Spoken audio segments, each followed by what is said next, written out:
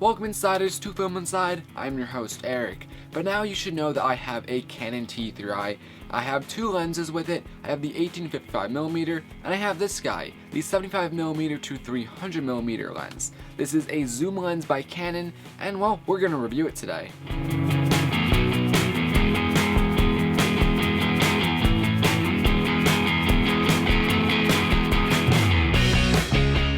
So like I said, this is a zoom lens. It starts off at 75mm and goes to 300mm.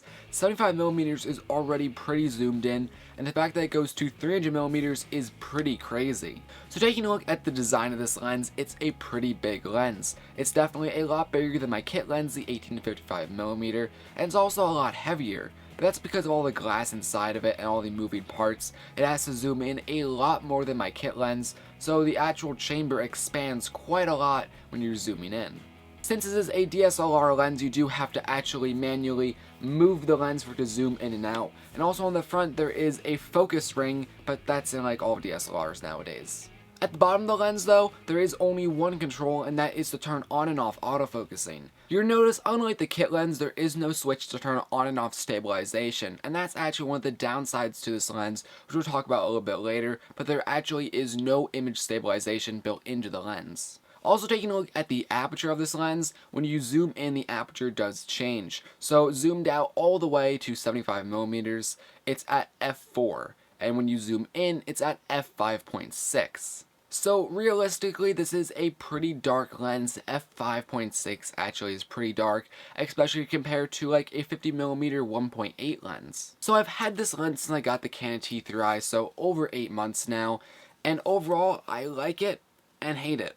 Looking at some useful aspects for this lens, sports. My brother plays some sports and I've been taking pictures of him at his games and whatnot, and in a bright environment it can take some great pictures because I can turn the camera to a very high shutter speed.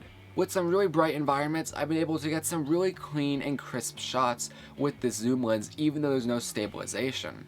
With the low light though, it's a little bit of a different case. Like I mentioned with aperture, it's an aperture of f4, which really isn't that bright. My lens goes to f3.5, which is okay. I wish I got it to about 2.8 or 1.8.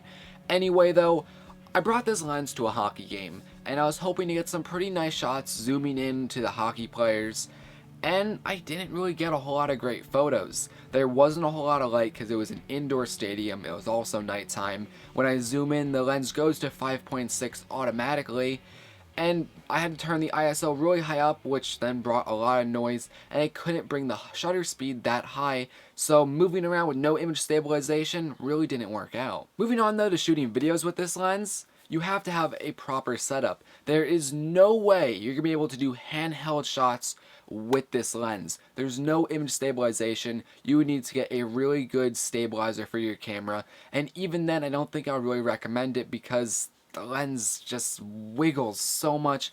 Any movement of the camera, you're gonna see the lens move, and it's not that pretty when you're watching the video.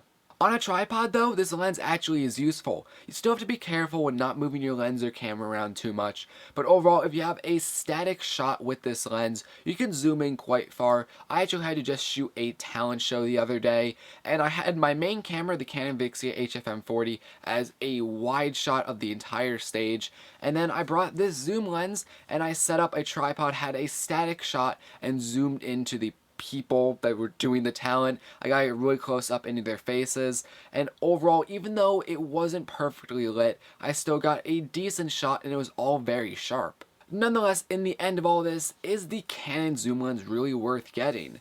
In my opinion, I would actually say yes, and I know there's some issues with this lens, but realistically, it's the best lens you're gonna get, zoom lens, for the money. Canon also has another higher end zoom lens, which has image stabilization, but it's a really big lens and costs, I believe, over $2,000. Compared to this lens, which is only $200.